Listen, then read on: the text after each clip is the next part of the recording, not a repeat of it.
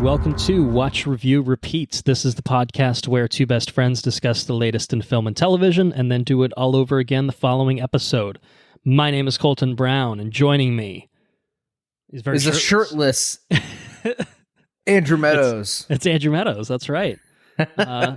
Showing off his peak human perfection. That's it. That's it.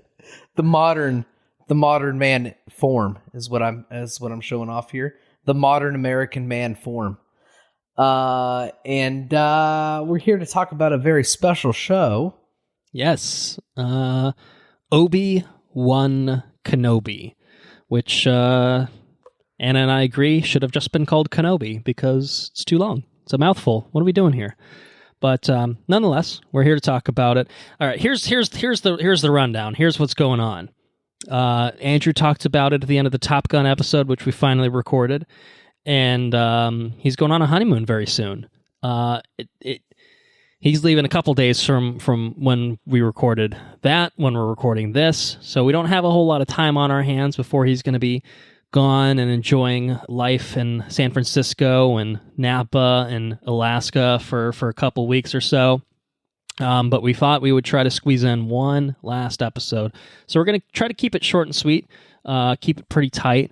We'll talk some Star Wars stuff. We'll talk Kenobi, the show, and kind of maybe some other stuff. Maybe Halo. Maybe we'll talk about Halo. Maybe we'll do what we did for Jurassic and have a quick sidebar on Halo. Unfortunately, I've been holding Andrew back, and I thought we would have the time to do an episode, but here we are, and we are officially pretty much out of time. So we're going to squeeze in a little Halo chat, because I finally finished the goddamn show, and I literally finished it earlier today. I'll say that I did not finish it until I knew, all right, we're going to have to talk about it. Let me burn through this last, little bit and get it done. So we got a few things that we're going to be doing.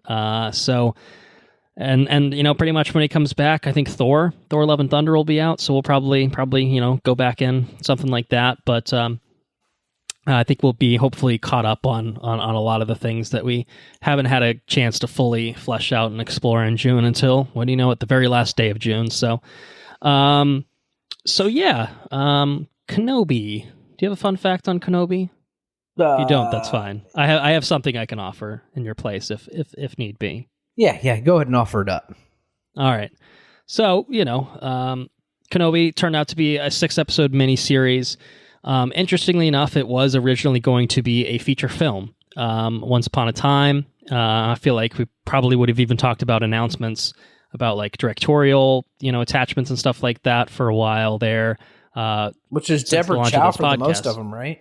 It's Deborah Chow that directed the entire series, but Stephen Daldry was actually attached to direct the feature film version of this whenever that was, probably pre-2019-ish, something like that. Basically what happened is Solo came out, it bombed, and it made Lucasfilm think, ooh, maybe we should reconsider our current course and figure out how to approach future Star Wars projects. And so we've had, kind of an ushering of a new era with the Disney Plus shows, with The Mandalorian obviously leading the charge there, Book of Boba Fett, now Obi-Wan Kenobi. But basically how it worked is they had written a script for the film. In fact, they were planning to do three. They were going to do a theatrical trilogy of Kenobi films. And so they scripted the first one, and instead of just scrapping it entirely, they actually converted the storyline for that first film and expanded upon it for the series. So the series is kind of a version of sorts of kind of what that film was going to be. So one of the writers of that script, who's also credited as a writer for most of the episodes on this, basically was like, someone else came in, took what we worked on, our scripts, and basically turned it from a 2-hour film into a 6-hour project. So it's kind of interesting that it kind of ended up being this way. I mean, this whole thing's been billed as a mini-series, so it's also interesting if there was a planned trilogy. Maybe we get future Kenobi installments. I don't know. Who's to say? We can talk about whether maybe we need to see more, or whether it builds, or sets up for more or something like that. But yeah, I thought it was kind of an interesting behind-the-scenes development of it. I think Boba Fett had a similar kind of trajectory of feature film once upon a time until it wasn't, and then it became a TV show in which Boba Fett walked around with his helmet a lot and played side character to the Mando for a good chunk of it. But I don't know. Maybe that was always the plan for the feature film, was it him just to walk around with his fucking helmet off? I don't know. But anyway, that's kind of how it happened with Obi-Wan Kenobi, and that's how we got here. So that's my little fun fact to offer up. So for news, the honest truth is, because recording has been kind of a struggle, to say the least, in terms of getting episodes recorded regularly and put out regularly in the month of June. There is a mountain of news just out there. Lots of trailers and everything that we have not had the opportunity to talk about. And usually I try to, spread it out through different episodes and gradually catch us up. But because we're trying to do short and sweet here, we don't have the time to just do, let's just throw in 12 pieces of news and call it a day and then talk about Kenobi 2 hours into the episode. We're going to keep the news focused exclusively on everything that happened at a little thing called Star Wars Celebration, which was the first Star Wars fan convention held in a few years since the pandemic went down. Once upon a time, Andrew and I went to it in Orlando. It's incredible. It's a very fun, incredible really well event. put together event. This year's was held in Anaheim. And I think the tickets actually today went on sale for next year, which is in London. Probably won't be attending that one. Probably won't be attending, although I'm tempted because we're supposed to go to Europe anyway, sometime around then, but we'll see. I don't know. Maybe if I could even do one day, that would be fun. The 4-day tickets are already sold out, so I'm kind of shit out of luck if I wanted to do that, unless I want to pay exorbitant amounts of money to get a resale version of it or something. But yeah, Celebration happened. It was a 4-day thing in Anaheim. A lot of announcements of the future of Star Wars and blah blah blah and whatnot. So that's what we're going to talk about. We're going to talk about the future of Star Wars beyond an Obi-Wan Kenobi. So what do we got? I have no preconceptions. You're out of the loop. Are you out of the Yes. loop? All right. Well, I'm gonna catch you up. I'll get you up to speed as fast as I can. So basically, on the non-film TV side of things, they announced a sequel to Star Wars Jedi Fallen Order called Star Wars Jedi Survivor, which will continue the story of Cal Kestis. And I think there was a teaser trailer that came out for it. I think it's a few-year time jump from the first game. I think he's supposed to be a little older, maybe a little wiser. Not quite a Jedi Knight, but maybe a little more than Jedi Padawan. So it will be exclusively on PS5, Xbox Series X, and PC. So it looks like it's like a fully, next gen / what is a really current gen game, which is good. Certainly looking forward to it. Yeah, I think that's pretty much it on the non, I think they announced there's an LG OLED TV. Yeah, I did Star see Wars that. branded one. Darth Might have Vader. seen that. I'm on the OLED news. I did get that. There's more High Republic stuff coming down the pipeline, comics, books, etc. But I think probably the biggest stuff is obviously in terms of TV and film, and I guess really exclusively at this point, it's mostly TV that's in the immediate pipeline. I think Kathleen Kennedy said that the Taika Waititi film is like the next one on the horizon, but I don't think they have a script done for that. And there's the Kevin Feige one that's supposed to be on the back burner somewhere too. So we'll be getting on Rogue Squadron, which I think has kind of been not necessarily shelved, but I think is That's Patty Jenkins, the Wonder Woman. Wonder Woman one. Yeah. Okay. So I think that's happening, just they're not rushing into production with it or anything like that. They're taking their sweet time, maybe trying to get it right, maybe figuring out what went wrong with 1984 and hopefully correcting some mistakes. So yeah, then nothing much going on in the film. Andrew's it's even better shirtless. He's doing the Pedro Pascal dance. We'll be talking about him shortly. Don't you worry. He's going to come up shortly. On the TV side of things, there is a animated series that they announced called Star Wars Tales of the Jedi. What's that all about? So it is, I believe, a Dave Filoni joint, if I'm not mistaken. Oh, okay.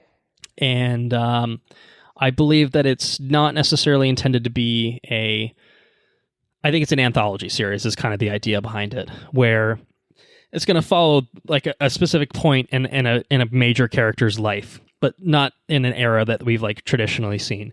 So I think what they revealed at Celebration was like the first episode is going to follow Ahsoka Tano at various points in her life, including like when she was a kid, pre Anakin, pre Padawan, and all that stuff. There's another one that's going to have Count Dooku before he turned to the dark side, stuff like that. So it's going to be looks like 6 episodes, and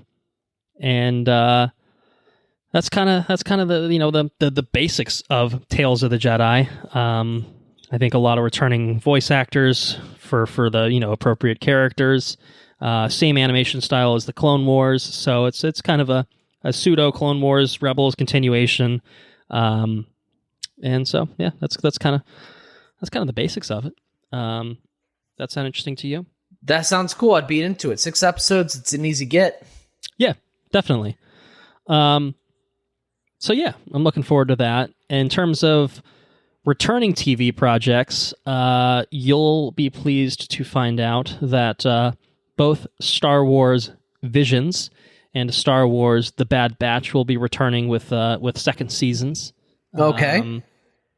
So I think, as far as I know, I think Visions will continue to be Japanese creators. They said spring 2023 is its expected return date for Volume 2. Pretty soon. It's not too bad. Yeah, so that's pretty cool. And then The Bad Batch, I believe, is actually supposed to drop later this year. Second season says fall 2022 release window. That's nice. So more of that. I haven't watched any of the first season. I'll probably, after I get through the rest of Rebels, maybe fire up The Bad Batch at some point. I believe you enjoyed the first season, if I'm not mistaken. Yeah, it's really good. So yeah, that's what's going on with that. We got a first look. Well, the attendees at Star Wars Celebration got a first look. We did not, although there's a potato cam version of it floating around. First look at the Ahsoka TV show. Bringing back Rosario Dawson as Ahsoka Tano, and bringing back some characters from Rebels. Apparently, this teaser opened with a mural that I guess appears prominently at the end of Star Wars Rebels, and it depicted Sabine, Chopper, and Hera, and Ezra. So I think there's a good chance that all those Rebels characters are going to be back. I mean, they already name dropped Thrawn and Mando, so we'll probably get a live action Thrawn, but no official confirmation. Oh my gosh! But it seems like this Ahsoka series is going to be a live action Rebels continuation. However many decades later. Oh right? My goodness! So it seems to be pretty fucking rad, the approach they're taking with this. We already knew they cast someone to play a live action version of Sabine, so we already knew that at least Sabine they have to know that Thrawn is like the next, like this generation's emperor, right? They have to know that. Yeah, I mean, and he totally is, right? Like he is the most compelling, like, because he's not like he's like one of those nuanced characters, like where he's a villain. Yeah, he can be cast as a villain very easily. But he's not a villain in the sense that he's like just like maniacal or anything else. He's just a villain because he's cold and calculated. You know what I mean? Yeah, I think it's a smart thing to try to make Thrawn like maybe he's the big bad of the Mandalorian verse. You know what I mean? It's this kind of in between, post Return of the Jedi, pre Force Awakens, era of Star Wars where there's so much latitude of where you can go with things. Like, okay, the Emperor's kind of dissipated mostly. The First Order's not quite there yet. So who's gonna have a where's the power vacuum? What's Thrawn up to? Like, what's he doing? Like, maybe he's a major threat in that period of time. And then comes an Ahsoka and comes a Mando and whoever else is going to be involved. Once upon a time, we were probably going to get that Gina Carano show, but now she's making stuff with Ben Shapiro, so it's all good. But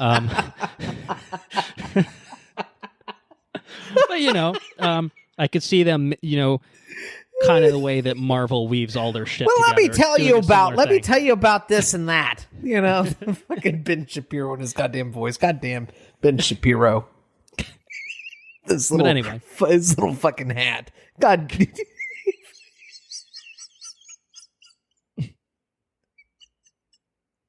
That guy's the worst. That's true. You could have her and Ben Shapiro, and you could have what the fuck is his name? I've been off the social, so I don't see him regularly. The guy that stares at the camera like dumbfounded. Oh, Tucker. Yes. God, Jesus Christ. Oh, I don't think there's anything I would rather do less. Oh, and then you could throw that blonde chick in there. What's her name? The one that was she was on Fox or whatever, and then she got pulled into the blaze. She's the one that has all the hot takes. She's like, I don't care if you're a snowflake or this or that, but this is what the blah, blah, blah, blah, blah, blah. And she's blonde anchor on Fox News. That's just all of them. You know who I'm talking about. What's her face? I can't think of her name. I'll find her name. Go ahead. Just continue with the news. Tommy Laren or something like that. Yes, that's exactly who it is. Okay. Yeah. No, thanks. I'm good. I'm fucking good. Thank you, though. Don't you put that evil on me, Ricky Bobby. Oh, shit. Anyway, we're talking about Star Wars, aren't we? Yeah, we are. That's right. We're keeping it tight. That's Ahsoka. It's coming out, I believe next year, probably like late next year would be my guess. But we'll be getting some Rebels characters coming back for sure, and I think we'll have a lot more information yet to come with it. Another new announcement, which is sort of a continuation of something we actually talked about a little bit a couple episodes ago. I think maybe on either Moon Knight or Doctor Strange. John Watts, who recently directed the Spider-Man Tom Holland trilogy, is creating and executive producing a TV show, a Star Wars TV show for Disney Plus, and we now have like a little bit more information on it. First of all, it's going to be called Star Wars Skeleton Crew, and Jude Law is going to star in it, and the show is going to take place post Return of the Jedi, following the fall of the Empire, the same timeline as The Mandalorian. But it's kind of the Goonies-esque one where it's seemingly going to revolve around children, like 11, 12 years old, described as a galactic version of a classic Amblin coming-of-age adventure film of the 80s, the Goonies, again. And so presumably Jude Law will not be playing one of those children unless the de-aging technology has gotten really, really advanced. They'll keep his height. He'll still be 6 feet tall. He'll just be like a really tall kid. He'll be that kid that hit puberty too early. Yeah. He's got a beard too. Like, that motherfucker's not in 8th grade. I'm sorry. There's just no way. There's just no way that grown-ass man is in 8th grade.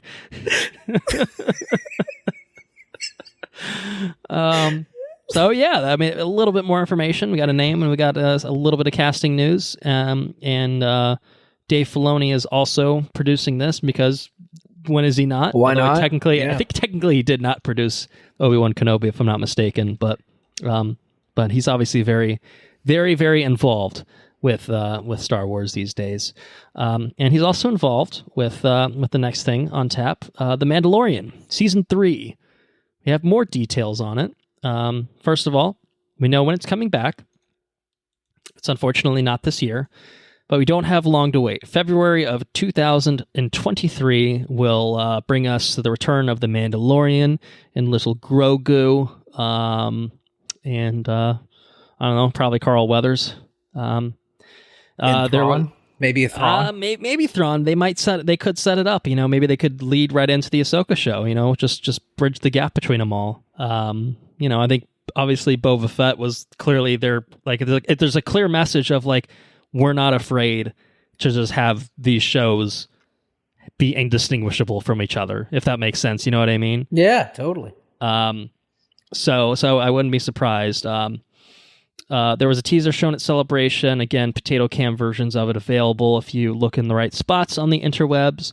Did you happen to see these potato cams? I did, a few weeks ago whenever this stuff happened, a month ago, literally. Actually, I think it seems to be the case. But Bo-Katan's back. Katie Sackhoff's back as Bo-Katan. She's going to be, it looks like, an antagonistic presence. And do we get a live action Ezra? I think we're going to get that at least in Ahsoka. It's possible. Again, they set it up in Mando. Goodness. Oh my goodness! But I think we'll get Ezra. I think we'll get Hera. I think we'll get anyone that survived the end of Rebels to potentially live, a few decades longer. I think we could conceivably see live action incarnations. Have you seen Thrawn in Rebels yet? No, I finished season 2. I think season 3 is when Thrawn comes in, so I'm really looking forward to that. And then I can feel actually knowledgeable when we talk about Rebels and be like, I kind of know of things, but Incredible stuff is on the horizon. I'm so excited. We're finally starting to get into it. We are, yeah, definitely. So yeah, February 2023, Mando will be back. And last but not least, we did get a teaser trailer for the next Star Wars Disney Plus series, which is the Rogue One spinoff / prequel Andor, featuring the journey of Cassian Andor as he, gets involved with the rebellion leading up to the events of Rogue One. His life obviously ending at the end of Rogue One. Spoilers. How does he get to that point? That's what this show is all about. So teaser trailers, it's interesting. I mean, well, in terms of the details on the show, I think is kind of interesting. This one's a little longer than some of the other ones. They've basically already said this is a planned 2-season thing, and each of these seasons is going to be 12 episodes, which is quite a bit longer than, it's literally double the length of a Kenobi. And they have said basically that it's 2 seasons. When the second season ends, it will go directly into the events of Rogue One, so kind of in the way that Rogue One kind of leads directly into A New Hope and fills that gap. This show will kind of do that as well. So it'll be a 24 episode kind of deal, which is a lot of fucking Star Wars, if you ask me. But it's I don't know. I'd say based on the trailer, I'm actually really fucking excited for it. How about you? Yeah, definly. A lot of Star Wars coming down the horizon. You won't say no, is what you're saying. Absolutely. I will watch everything as close to day one as I can. And that quite literally means everything. So it doesn't really... I have blinders on for Star Wars, so... Yeah, even when Star Wars is in other projects like Top Gun, it's just like, oh man, this is great. It's fucking Star Wars. Fucking Star Wars, man. Everybody likes Star Wars, whether they choose to admit it's Star Wars or not. You know what I mean? The people that say, "Oh, I hate Star Wars." Well, that was straight up. They like Star Wars unless it's The Last Jedi, in which case it ruined their childhood and they hate it. So, yeah, that's true. I mean, The Rise of Skywalker patched everything up, as we all know. It fixed everything. That's right. 2 episodes in a row where I talk about The Rise of Skywalker. You are most welcome. Actually, I'm sorry. What sticks out to me most about the Andor teaser is how well it looks like it's shot. I mean, it looks like the cinematography feels very in line with Rogue One. And I will say, I think that Mando has usually been pretty good. Boba Fett was not as impressive, I think, cinematography-wise. Maybe Tatooine is just boring, to look at. Kenobi, I think, for the most part, was good, but it had a different sort of feel and direction to it that felt, in some ways, TV-ish. Not to totally jump ahead. Whereas this has a very filmic look, which I think looks really, really exciting. And I think tone-wise, I think it's going to be even darker than what we saw with Kenobi, because it's an ugly time. It's an ugly time of, as we saw in Kenobi too, of the Empire taking over and, the world converting from a galactic republic to a totalitarian, dictatorship, basically, under the Emperor, under Palpatine, with, a Darth Vader out there wreaking fucking havoc on everyone's lives and, and instilling fear throughout the galaxy, shit like that. I don't know. It's an interesting period of time for them to explore, because by the time A New Hope rises, shit's already hit the fan. You know what I mean? It's established, right? It's established at that point. Like, they're the dominant power. They're not, they're still, perpetually ruining lives and blowing up planets and all that stuff, but at that point they're the fixture, whereas in that in-between time it's how it gets from how they establish that order, Order 66 to full-on dominance of the galaxy. It's just kind of an interesting in-between time, the 20 years or so or whatever. And what makes Thrawn so cool is he's outside of that. Yeah.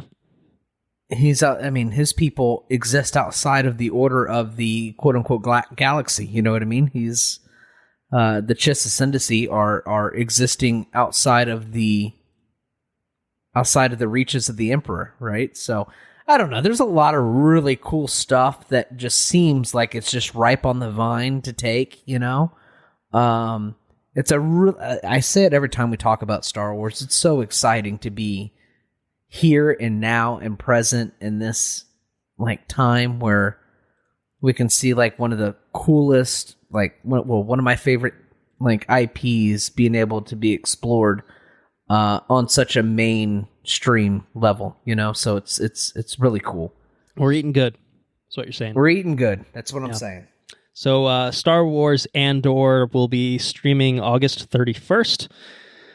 So just a couple months for it to begin. I expect it'll be a 1 a week thing. So 12 episodes. It'll be a good little while before it wraps up, but plenty of Star Wars to enjoy for the rest of the year. So it's exciting. I'm looking forward to it. Very much looking forward to it. Yeah, I think that might be it for Star Wars Celebration.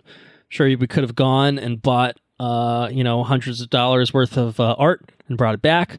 But we didn't, and our wallets thank us for it. In addition to the airfare just to fucking get to Anaheim. Imagine trying to come back with a fucking painting. Oof. Oh, God. Cross country. No, thank you.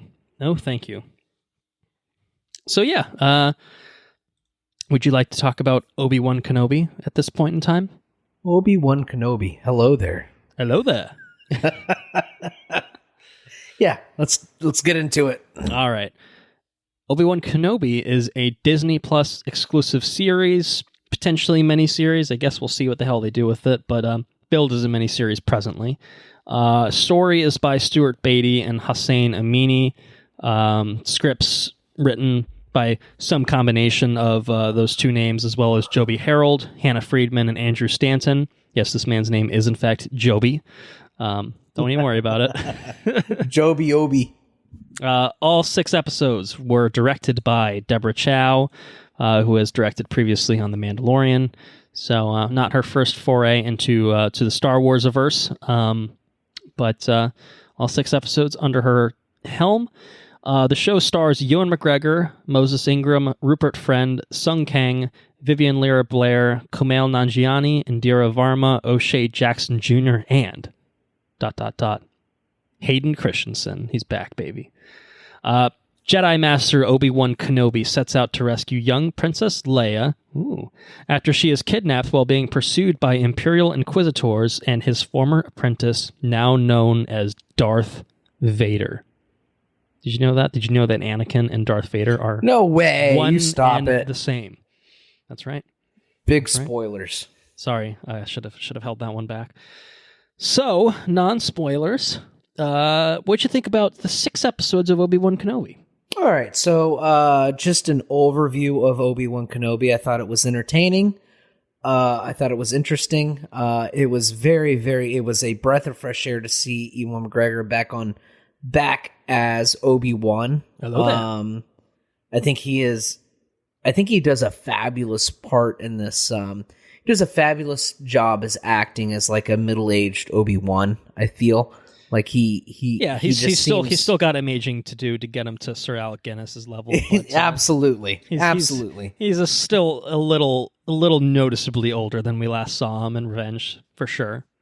But he does a really good job of playing like a troubled guy. You know, a guy grappling with, you know, just his past and everything else. Like his acting chops are on point in all 6 episodes of this series. I think he does a very, very, very significantly good job of playing the part of Obi-Wan, you know, which is just a guy that his you know, he was entrusted to teach somebody and they went in the wrong direction, and he totes the responsibility for that, and he, you know, he carries a lot of that with him, and he does a very good job of just playing the weathered guy. You know, he just seems like he's seen some shit the entire show. The kids did a very good job. This is a show that has got a lot of It's got a lot of kid actors in it. Not a lot of kid actors. It's got predominantly one kid actor, but she did a good job. Right. She's in it enough that she could have, made or broke the show potentially. That's right. With how much screen time she's getting. But with the way she was written and the way she acted, she did a very good job, I think. I think that my biggest concern with this show was like, okay, Obi-Wan's on Tatooine and he's like watching over Luke. What's the direction they're going to go in? And the direction of like protecting Princess Leia was like, for some reason, it was profound to me. Like I did not see that coming. Well, I was going to make the same point of basically just being like, everyone expected this to be a Tatooine-focused show where old Ben just shows up and protects Luke because something happens, and it's just like, everyone's just like, all right, it's going to be sandy and it's going to get everywhere and shit, and it'll be fine. But it really is not that at all. I mean, Tatooine's part of it, and, it goes there. But it was everywhere times, else. But it's a way more expansive and planet-hopping adventure, I think, than I think anyone would have expected an Obi-Wan storyline to be. Because, right. he's a hermit. He's a hermit on Tatooine. Oh, that's old Ben or whatever, you know what I mean? Like, but clearly we're not quite to full hermit stage with him yet, and that's okay. We've still got... There's so much time in between Revenge and A New Hope to explore. Okay, he's getting up to an adventure protecting the other twin. Yeah, I mean, it is kind of profound, just being like, oh yeah, he likes Leia too. He's not just protecting Luke; he's looking out for both of them. They're both important. Yeah, I guess that's true. I mean, and he's got to find that. It's his arc is. I think his arc is really interesting. I mean, really, he has really cool. Yes, I mean, it's really about him coming to grips with the world around him and his personal failings and how that weighs on him so heavily. Right. Yeah, it's an interesting spot to pick up the series with him, and it's an interesting way to push him in a certain direction. I thought the way they handled all that was really good, personally. Yes, I agree. I do think that my biggest gripe is the villains in the show. Okay. They You did not care for me. I am the Grand Inquisitor. So the Repa, is that her name? Reva. Third sister, I believe. Yeah, Reva's a good actress and all. I don't think that she was written terribly well. I think that the Grand Inquisitor was definitely just fucking lame. Like he was so incredibly lame. He did not have the same presence as his animated form did. Like in the beginning there, when he was like giving his speech and stuff, I was like, okay, I see where this is going. Like it can be something cool, but then it was just like they just, they found where they wanted their focal point to be, and then they didn't really write a terribly compelling focal point, so it was I feel like everything outside of Obi-Wan was kind of lame. But it didn't Obi-Wan and his like and Anakin and Darth Vader, those two characters carried it enough for me to where it didn't falter a whole lot. You know what I mean? Like there was always some involvement of Darth Vader and always an involvement from Obi-Wan to where, yeah, you had these Inquisitors and they could have been a whole lot more compelling.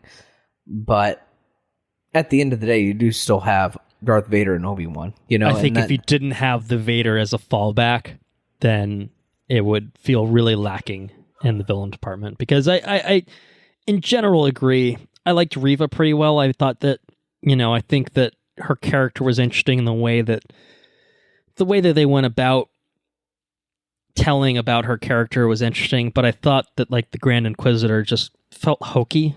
Like, anytime he was on screen, he just didn't have the same presence. Like, and he wasn't menacing. He was just kind of, I don't know, not really intimidating or like, struck me as someone. And like, I really didn't think any of them really were. He didn't strike me as a Grand Inquisitor. You know what I mean? If that makes sense. Even like Reva was like, she was unhinged, but at the end of the day, she was just kind of unhinged. She wasn't like, she didn't command the presence of like somebody that just owned their shit, Yeah, like I'm no, here, I agree. and this is So I think both Rebels and the video game Fallen Order, I think, did a better job of showing the strength of Inquisitors and showing how, how powerful they can be and menacing. And this one kind of missed the mark of making them feel like real foes overall. It's except for almost Vader. like Vader they got right, but those Inquisitors, it was like cool to see them in live action, but kind of didn't really amount to anything. I guess it's like Vader is like the hammer. He's just like this unyielding force that gets whatever he wants. Mm-hmm. And the Inquisitors in every other medium are like they're like the not the syringe. What the fuck? What's my word? They're like the knife. What's the knife? The fucking knife. The fucking medical knife. What is that? Scalpel? They're like the scalpel. Yes. Yeah, they're like the scalpel. You know what I mean? They're to the point. They're much more surgical in their nature. They're just as menacing as Vader. They're just a lot more surgical in how they get things done. But none of that seemed present in this show. It was pretty much like you have these people that are just like griping for power, and then you have Vader, who is like the monster of it all. Right. You know what I mean? So Vader landed wholeheartedly. Like he was incredibly imposing. Was like Rogue One Vader, but you saw it in multiple ways and multiple episodes, kind of thing. Yeah. And then with these people that he has underneath him, they're just like they just kind of seem like a joke the entire time. They almost seem like is it Rex? The guy from I'll help you out. I need more details though. What's his face from Ex Machina? Rex. Is it Rex? I don't know. He was the one that was like, just like he was in charge of all of like Planet Killer, or whatever the fuck they chose to come up with. The Death Star. Hux. I thought we were literally talking about Ex Machina. Yes, General Hux. Okay, yeah, sure. General Hux. It's like Hux is like this guy that's in charge of everything, but he's completely unhinged. It's like, why is this guy leading everybody? He doesn't know what the fuck he's doing, And then you got Driver, and he's completely unhinged, and it's just like what? Right, and like it almost made more sense there because I felt like the First Order were like a bunch of neo-Nazi, like Empire wannabes. Right. Or like they're unhinged because they're like, that's the French group that's like, built to this point. So they're just the most unhinged French lunatics that are taking charge. Whereas here it's like the Imperial structure. It's like, it's fucking the Emperor and Vader. And then it's, taking these former Jedi or Force sensitive people and turning them into tools, into weapons. But they're not like either they're not terribly effective weapons, right? Or effective, or they're just like straight up like unhinged to a point where it's just like, well, why do we trust this person as someone to serve our needs? You know what I mean? So yeah, so the villain department was pretty lacking, I think. I did find the rebel, the construct of the rebels and their like underground railroad, if you will, kind of like yeah. I thought that was compelling. I thought that was good. It was a good establishment for that. Mm-hmm. So there were certain strengths of the show, and there was pretty much only one weakness, and I think that was the Inquisitors. The Inquisitors I thought were terribly lacking. They just weren't menacing in the way that they could and should have been. Right. And that's kind of my thoughts on it. I thought it was a cool show. Yeah. I mean, one thing that's nice about it is, although it's not perfect, it was only 6 episodes. And I think that it's short. I don't think that I felt like it was too short. If that makes sense. I mean, it makes sense, honestly, in retrospect, hearing that it was a 2-hour movie that they then turned into 6 episodes, where it's like, I think everything, you could have truncated some of it, and it could have been a little tighter, as an experience overall. But I do feel like it I don't know. I mean, I think that it didn't overstay its welcome, and I think that was nice to just That kind was of a strength. have each episode kind of be a little adventure here and there that all kind of is, in service of, Obi-Wan facing his demons, protecting, Leia and Luke. I don't know. I think all of that was very well done. I think I agree with you really on the whole with pretty much everything you expressed. I mean, I think Ewan is fantastic. He was one of the few saving graces of the prequels in general, in the sense that he was one of the few actors that knew what to do with George's dialogue and make it work.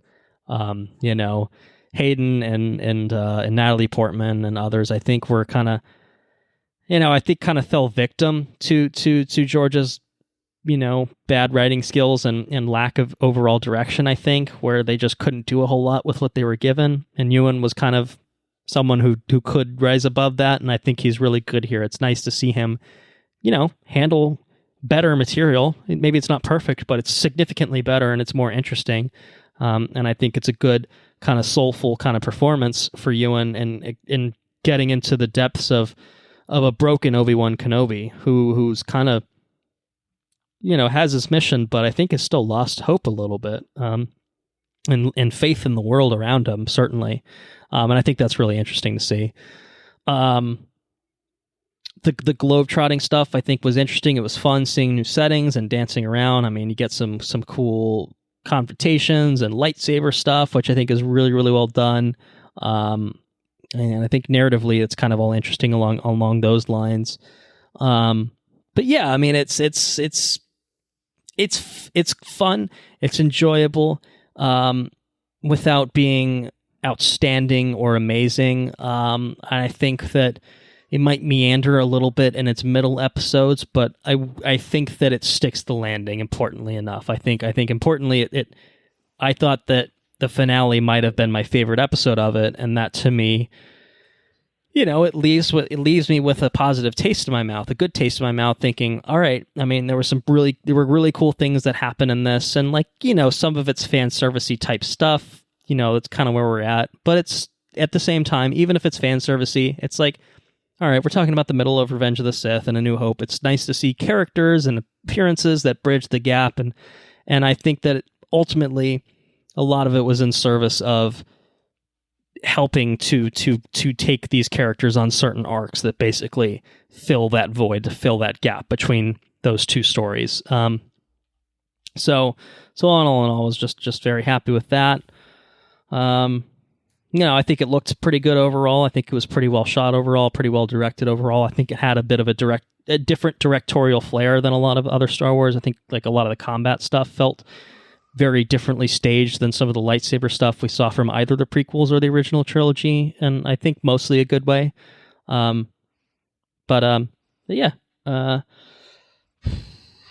I think.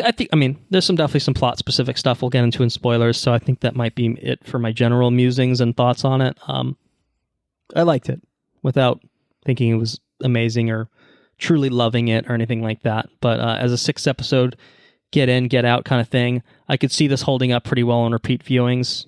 As more of a not waiting week to week experience. So yeah, I think that's where I'm at with Obi-Wan Kenobi. Do you want to do a recommendation?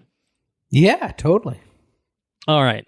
Yes, totally fine. Shithouse. Where do you stand? Where do you stand on Obi-Wan Kenobi, the Disney Plus series? So I would say it is a yes. Okay. Yes movie. Or yes show, I should say. Mm-hmm. So it one step below the best, right? I think that it does. I think it does a lot well. Yeah. But I think that lack of cohesion with the antagonistic side of things, I think that kind of makes it lacking. Because it does feel like a big disconnect. You have these people that are pretty much the pursuing people throughout the show, and there's a story there and this and that, but it just feels like such a huge disconnect from what the major threat is in the show, right? So it doesn't It feels like a disconnect, and I think that it's present in the majority of the episodes. And it pulls it. It really just makes it less of. I think it detracts from the show having that experience. But I am thankful that I did have it. I do think it's a good show. I think it's worth watching. I think it really expands on the character of Obi-Wan Kenobi, and I think that it offers a lot to the universe. I just, like I said, I think it's a misstep in the direction that they took with the Inquisitors. So for that, especially for they're in their first, you know, they're in it a lot. They are, right, and it's their first on-screen performance, right? So your first, like, for people that don't play video games or read comics or anything else, this is your first exposure, or like people that don't watch the cartoons and stuff. So if you're only into live action stuff, this is your first exposure to Inquisitors, and this is not like the best exposure, right? Like it's they're kind of lame. They're kind of lame, right? Exactly. So for that, I have to pull points, but in every other avenue in the show, I think it's a great show. So, yeah, I will co-sign as a yes show. I think that while it has a lot of very yes stuff in it, it's just not consistently there in terms of like, oh my god, you know. And like honestly, like anytime Vader's on screen, it's kind of along those lines of being like, oh fuck, man, oh fuck. It's a very yes. Every time Vader's on screen. But then the Inquisitors are on, and you're like, oh. This is lame. What the fuck are they doing? This is lame. At least they gave the Grand Inquisitor yellow eyes. Looks better than he did in the trailer. Still looks like a moron, but all right.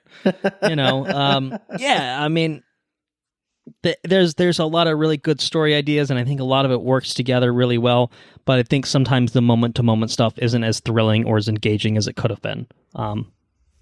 So I think it holds it back. I think that aspect of not being, you know, not just being, it's short, you know, it's 6 episodes, you know, there shouldn't be a whole lot of room for fat. And I don't know that that's necessarily like, you know, too stretched out or anything like that. But at the same time, not every episode hits with the same level of strength, where some are just like, that was all right. I mean, I enjoyed it, but like, you know, I'm not going to be thinking about it tomorrow.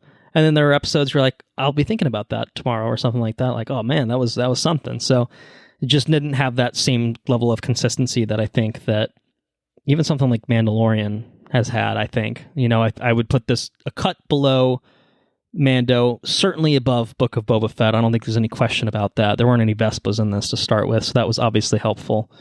And Obi-Wan doesn't have a helmet that he has to carry around with him all the time, so that helps too. He does, you know, it's funny though, all the Jedi are supposed to be hidden. This motherfucker just puts his lightsaber on his belt and like flips up his robe all the time. It's just like, it's true. What are you doing? I got a lightsaber. What are you going to do about it? So yeah, you want to do some spoilers? Some full spoilers for Obi-Wan Kenobi? Let's do it. All right. Well,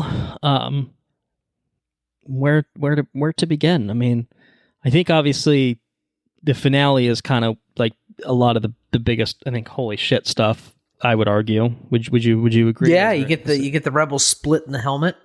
Yeah, you get kind of a Twilight of. It was funny because I think I watched I can't remember the order I watched, but I basically watched that episode, Twilight of the Apprentice, and this one in very quick succession, like within a few days of each other, type of thing. So there was some really obvious visual symmetry there.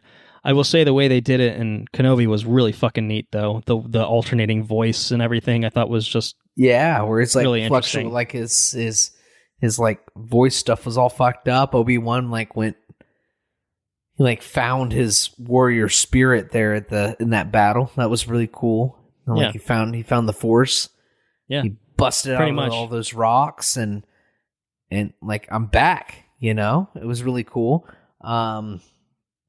I think that I loved how the first thing he says to Luke is the first thing he says to Luke in A New Hope. Yeah. Hello there. You know? It's Oh, it's so good. Well, there's like honestly, like it felt like there was a concerted effort to like really in that finale be like, all right, we got to do a few things that kind of help bridge the gap. And because like Obi-Wan's a lying sack of shit in A New Hope. If you're rewatching New Hope, he's a lying sack of shit the whole time. Of course he is, right? Well, from a certain point of view, I was telling you the truth. Like, no, you're a fucking lying sack of shit, dude. Fucking lying your pants off, dude. Lying your little Jedi robes off, my dude. But like, there are things that are like he calls Darth Vader Darth, and so he does that again here, and it's like a really obvious like no one fucking calls anyone Darth. Like, no one's ever done that since that one movie, so they did it again here. It's like, look, he did the thing, and it was like a clear departure from his failures as a.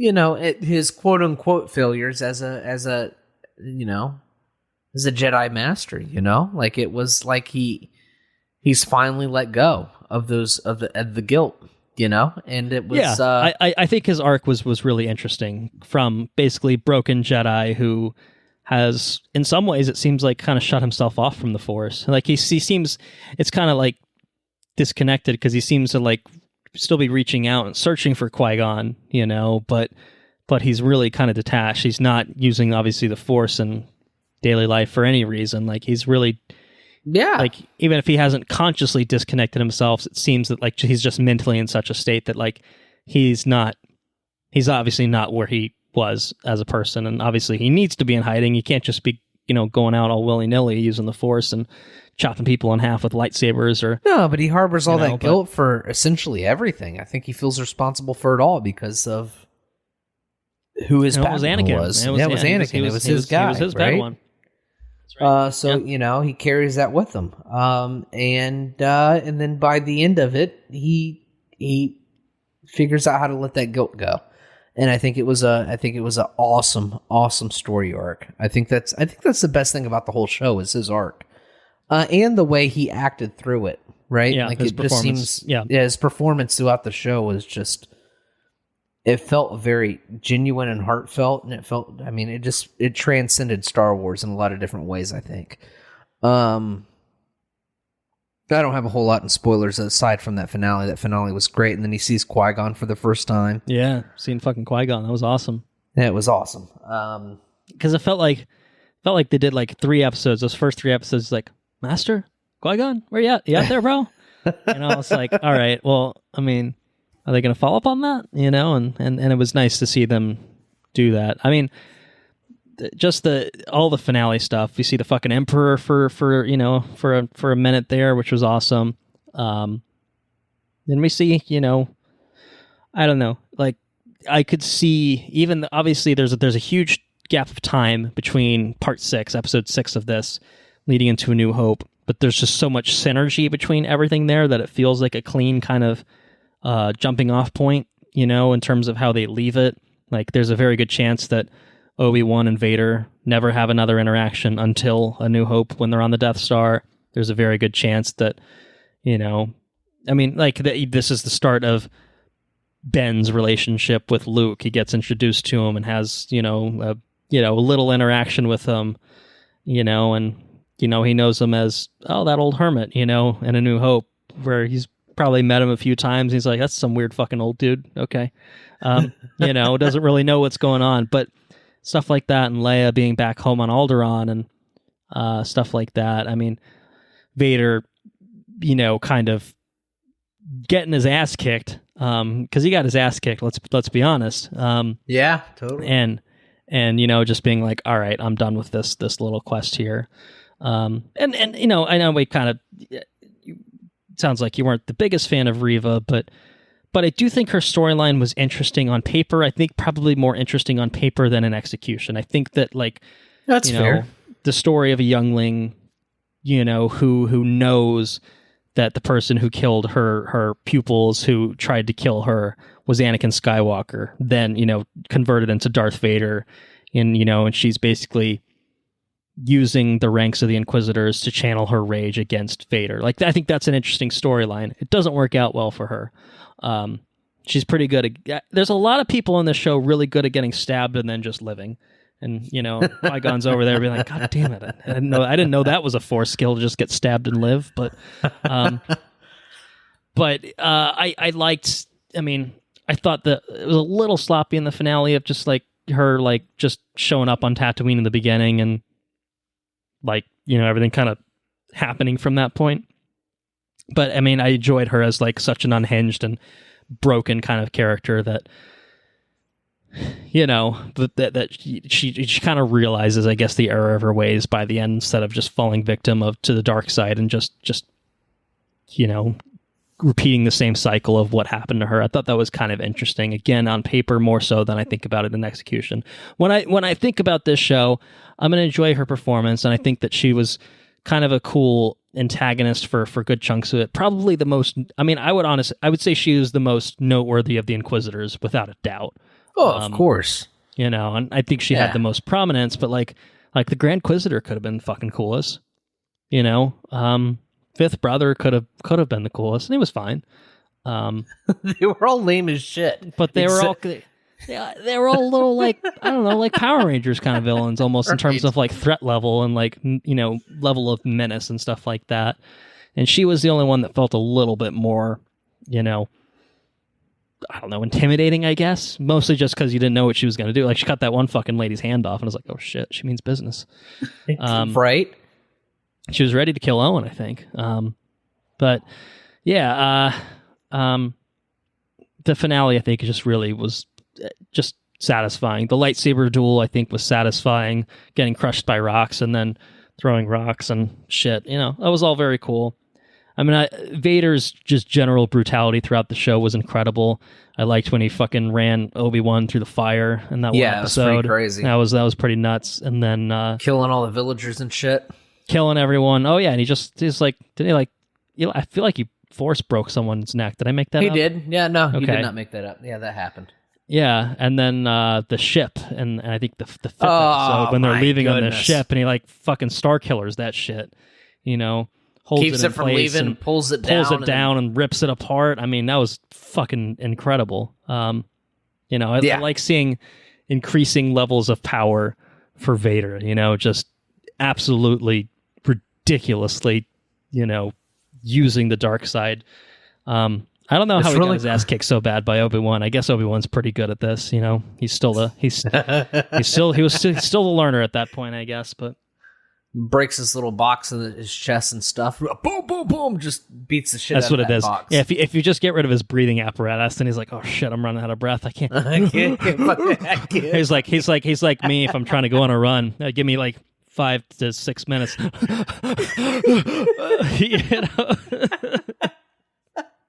No matter how strong you are, if you can't breathe, right? Yeah, pretty much. Yeah. So yeah, I mean, all that was just really, really awesome to see. I just really, really enjoyed all of that.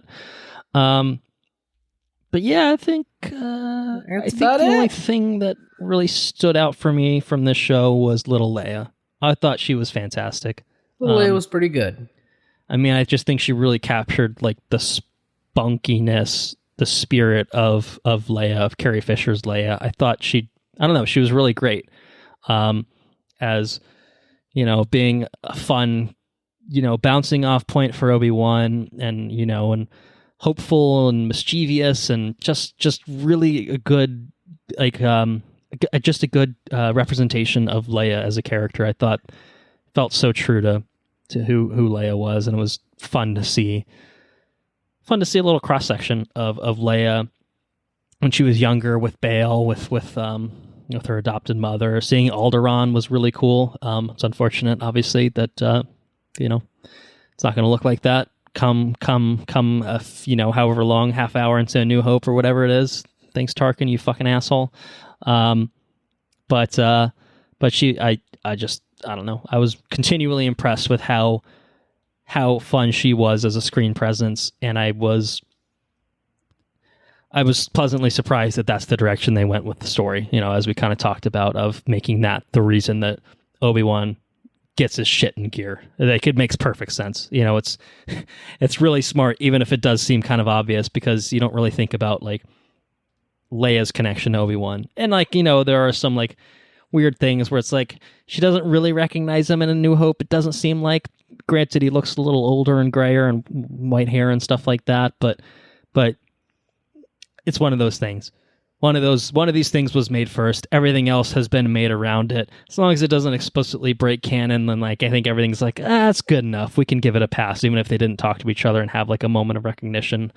So be it. We don't need to George it and throw a scene back into New Hope with a fucking, deep fake version of Leia with a deep fake version of Alec Guinness and being like, remember that time that I saved you and you were 10 years old and we had a really good time and you had a thing named Lola? Oh yeah, I remember Lola. Oh yeah.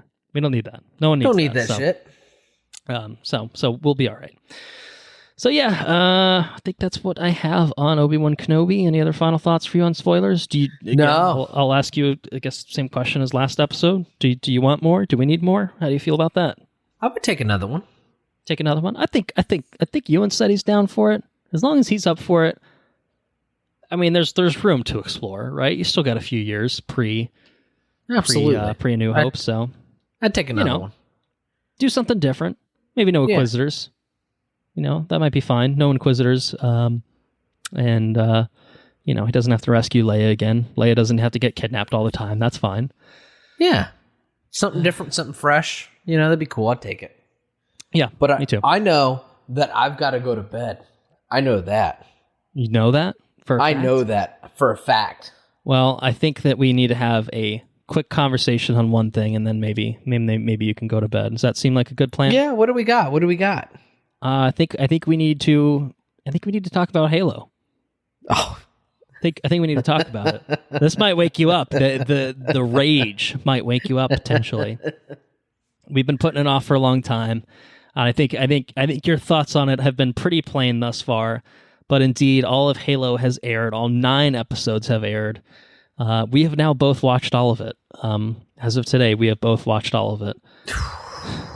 Just get it Halo. Out. Just let let it all out. Just let it all out. Whether it's a rant, whether it's just I don't have the energy for this right now. However you want to express it is fine.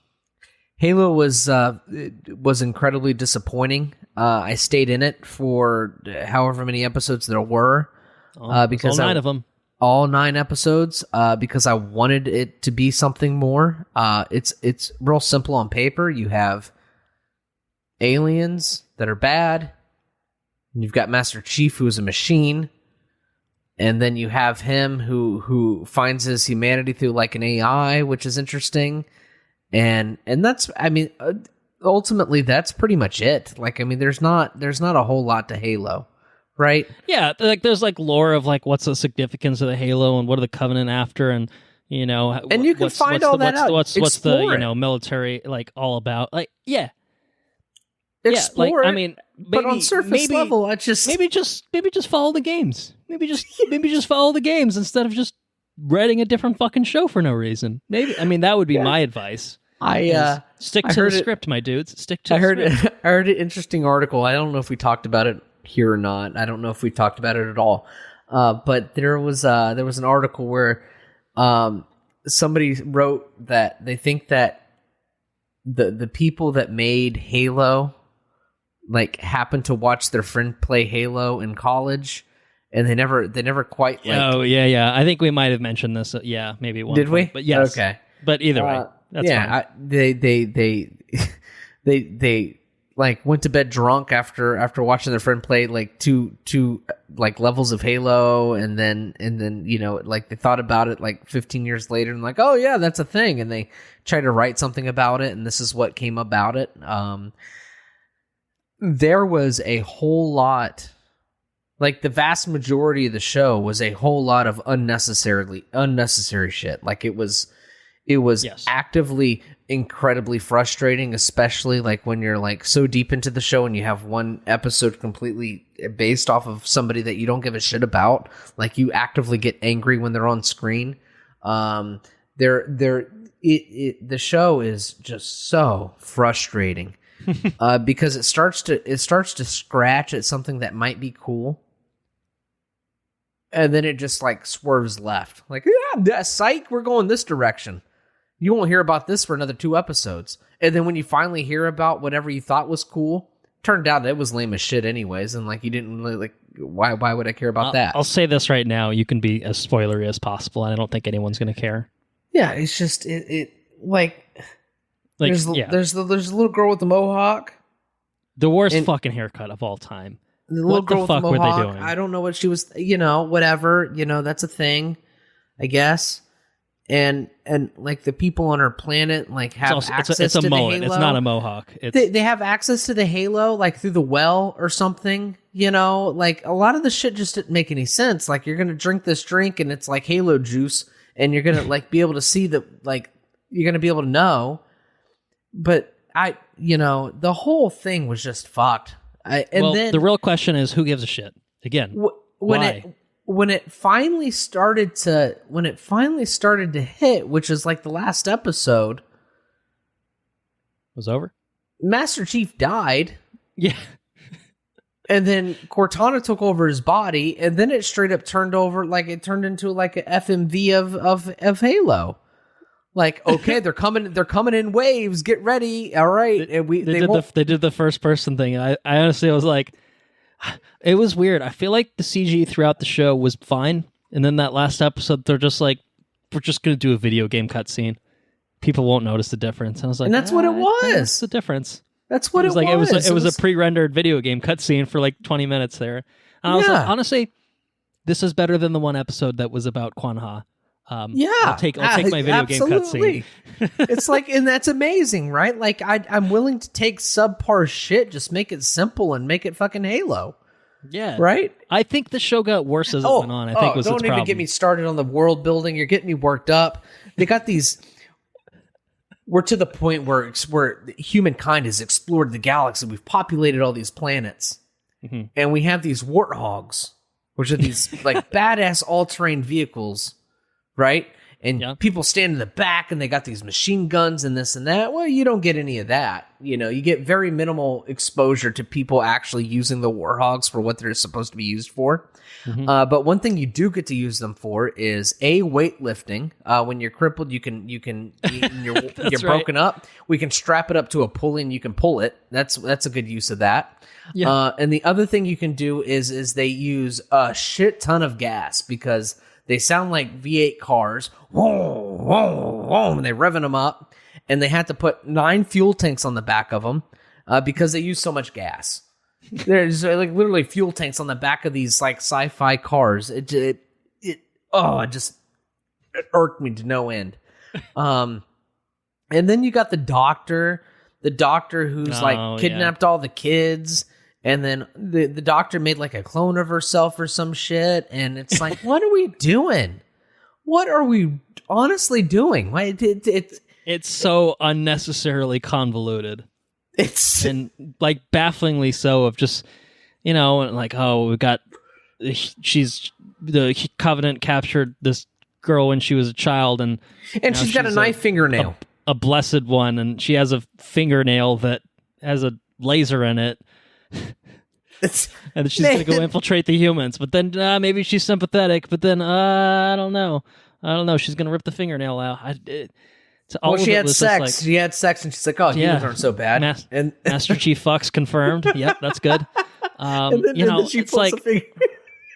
It's so fucking stupid. But Who wrote this? It's like, why are we doing any of this? Like, why? Like, who are we supposed to care about? Because the answer is kind of no one, right? I mean, there's not really a likable character to be found, I don't think. Like everyone's kind of an asshole, or like, Master, like the Spartans are like fine, but they're kind of personalityless, like by design. They're just like, I'm tough guy, or I'm tough girl, and I'm tough girl, and I'm a little confused. I'm gonna put some streaks in my hair. I'm gonna dye my hair. I'm gonna dye my hair now. And you got Master Chief, who's just like, I gotta keep touching this thing and figuring out what's going on, and it's like he's not bad, but he's not interesting either. You know what I mean? By design, he's not supposed to be terribly interesting. He's like, put your fucking helmet on, dude. Put your fucking suit back on, asshole. Like, I swear there was like 4 straight episodes where we didn't see the Master Chief helmet or the thing, and it's like, no. Why are we taking our faceless, mostly stoic and gruff, main character from 900 Halo video games and being like, I don't ever want to wear this thing again. It was. It's baffling. I have to think I have to think that there was another sci-fi series that they wrote and repurposed into Halo, because that's what it feels like to me. Especially the non-chief stuff, like the Spartan stuff and all. It's all kind of Halo-ish, but all the stuff with the mullet woman is just like, what is that? It's like a CW kind of thing almost. You know what I mean? That's what it felt like. It was just as frustrating to watch as a CW show. Sometimes the CGI quality was around CW level, and it's like most of the time it wasn't. And I'm going to return here next Wednesday or Thursday, or whatever the fuck day of the week it was. I'm going to pray that they move in the right direction, because it seemed like they might be tiptoeing in that direction. Yeah, I feel like it started okay and then got worse throughout this. Like, it kept getting more and more off base, because the more the show went on, like literally, you could probably track episode by episode. Episode 1, Chief's got the full suit on. Episode 2, helmet's gone. Episode 3, he's got the chest plate's gone. He's got some sort of outerwear. Episode 4 or 5, he's just fully in fucking civilian clothes. He's wearing fucking swimsuit. Yeah, he's wearing a swimsuit around for a while. takes Master Chief getting killed for him to go into full armor, basically. And then at one point they're navigating the stars and they're all like, whoa, they're all like loopy-eyed and shit. And what's I don't like this one bit. Man. It's rough. Anyway. It's a rough ride, Halo. We'll see what we get for season 2. We'll be there for piece season of shit 2. Is what I would say. All right, season 2, we have to actually cover it this time. I'll try to watch it in a timely manner. Oh man, it was brutal.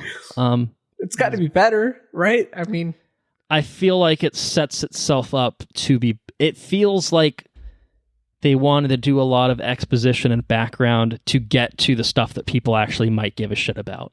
Maybe. And I don't think we needed 9 episodes to do that. You could have done it in 1 or 2 and then just gotten to that shit. But it does feel like, all right, well, let's now get... Because, I mean, it's a show called Halo, but like... We got no Halo. There's no fucking Halo in it. Like, you know what I mean? It's the Mortal Kombat movie of it's Mortal Kombat about the Mortal Kombat tournament. There ain't no fucking tournament in that bitch. You know what I mean? It's just a bunch of people fighting each other before the tournament, you know? So this one feels the same way of like, all right, well, now we've gotten all of the setting up of everything out of the way. Now we can really do the thing. It's like, you could have just done the thing instead, which was why I think that they repurposed something. Or like you said, drunk and watched a friend playing it, and you know, was like, fucking Halo, green guy, man. It's got some aliens sometimes. There's these guys that float around in chairs. The fucking bearded fucking the old people. Covenant. Oh yeah. That's fucking stupid. Anyway, it's quite bad. You know, we watched all 9 episodes, so it couldn't have been so unwatchable that we couldn't make it through it. But it's pretty bad. It's real bad. It's a slog. I mean, it is kind of just like a train wreck kind of thing of you can't look away because you're just wondering like maybe this is it. No, it's because the stuff that like the core material is pretty decent. It's good stuff. Yeah, and like the production values in general, like I like kind of the look and feel of these things, and it's like I want to like this thing. I want it to be cool, and I want it to be badass, and it's like it's kind of not. It's kind of not any of those things. No, and I don't know. Some of it just feels like the acting is real bad in places, and like the production values are like. Especially the stuff on that fucking desert planet was just so like that was straight up CW dog shit. Like in terms of acting caliber, in terms of effects, and like everything about it just felt so fucking cheap and boring looking. And like some of the Reach City stuff I thought looked better. I mean, you know, green screen heavy kind of thing, but still, you know, pretty interesting and more of an interesting setting. But I don't know. It's just fucking it's not good. It's just not good. Not good at all. No. It's just not good. I give it an F-. No, I'll give it like a D. D-, something like that. D-. I'd say it's enough for me to watch season 2. When season 2 comes out, I'll watch it. It's probably about a fine in terms of recommendation, but it's knocking on the door of shithouse quite frequently. Yes, it is. But there's hope that they can find their footing. There's a way to make a second season. There's a way to Iron Fist it. so to speak, of wow, that was real bad. But you can see the very small seeds of making it into something that's at least mildly entertaining instead of just being like bad, So yeah. All right. Well, I know it's late. You need to go to bed. Do you have anything else you want to talk about besides Halo? No. Any other things you talked about? All right. Do you mind if I tell you about just a few quick things and then we wrap this bad boy up? Is that okay? All right, go ahead. Well, first of all, I got a new TV. It's very exciting. Nice. Got a 65-inch OLED. It's a C1 LG C1. Watched the Kenobi finale on it. Blew your socks right off, right? It was incredible. I watched the Halo episodes 8 and 9 on it. Incredible stuff. Absolutely incredible. It actually did look pretty fucking good on that, minus the CG quality and stuff. But yeah, it's awesome. It's a huge upgrade. I had a 55-inch TCL, like 4K HDR, and I liked that TV. It was good. I didn't spend much money on it. It's a world of a difference going to an OLED. I know it because I've seen an OLED in your house. I know the wonders of an OLED screen, but it feels damn good to have one in my own home. I'm just very, very thrilled with it. So, changes everything. So looking forward to watching more stuff on it. Stranger Things, Boys, Westworld, whatever. I'm very excited to queue it all up on the old 65-inch. Maybe a Top Gun Maverick on 4K at some point. In terms of other things, I saw Tears for Fears live in concert. Nice. They played alongside Garbage, both bands I've never seen and very fortunate for having seen. We got lawn seats at it's like the outdoor like amphitheater in Philly, and we had a lot of annoying talkative assholes around us that tried to ruin the show. But I enjoyed it nonetheless. They both sounded very good. Obviously, the gents in Tears for Fears are like 60 years old, and Garbage are they've been around for a long time too. But both bands definitely got it. Would recommend anyone see either of them. I saw you recently. I was down in Florida recently. I don't know if you remember. It was for your wedding. That's what it was for. Yeah. So that was very fun. Played a game of Horrified on Friday. I think we talked about it with the Christopher Walken stuff. Maybe, or if we didn't make it clear, that's what all the Christopher Walken Dracula business was about. And it was great. The wedding was awesome. I loved every aspect of it. I think that the hope might be that we do another special episode, and we can give the full details of the wedding. We can talk about your honeymoon after you come back. We'll talk maybe with Enrique about his honeymoon when he comes back. So that might be fun. But in terms of just going down to Florida, I will say I really, really enjoyed my time down there. The weather gods smiled upon Andrew and Sarah, so that was very nice. I got to see my parents for a few days, which was fun on the back end. Got some pool time in, some hot tub time in, ate some good food, drank a lot of beer. Can't complain. It was good. It was a good time. We saw Enrique as well, obviously for the wedding, and after for that horrific game of Catan that Andrew got absolutely demolished in. And I last but not least for me, on the plane down and on the way back up, I finished it. I watched the perfect airplane movie, Resident Evil, Welcome to Raccoon City, which was incredible. Incredibly bad. Were you entertained? I was not entertained. I was entertained. I will say that. But holy shit, it was. It felt like a. I was trying to think about it, and it felt like a fan film to me. Yes. In terms of production quality and dialogues and everything, and they had some decent actors in there that they roped into it somehow. But most everyone was really bad, and it almost felt like they were trying to emulate the full motion video, acting quality of the original games, but not intentionally so. Didn't feel like they were trying to be intentionally bad. It's just I don't know, everyone was just being bad. I don't know why. The CGI was holy shit bad. Probably worse than Halo, honestly. It was definitely worse than Halo. Yeah, I mean, and it was one of those things where they clearly bit off more than they could chew, where they're doing like the stuff with like the liquors and Birkin at the end when he turns into the big fucking monster thing. I'm like, holy shit, this looks fucking terrible. But it was pretty funny. The sheriff was fucking funny. He was ridiculous. He was over the top. It was not good. It was not good. It was real.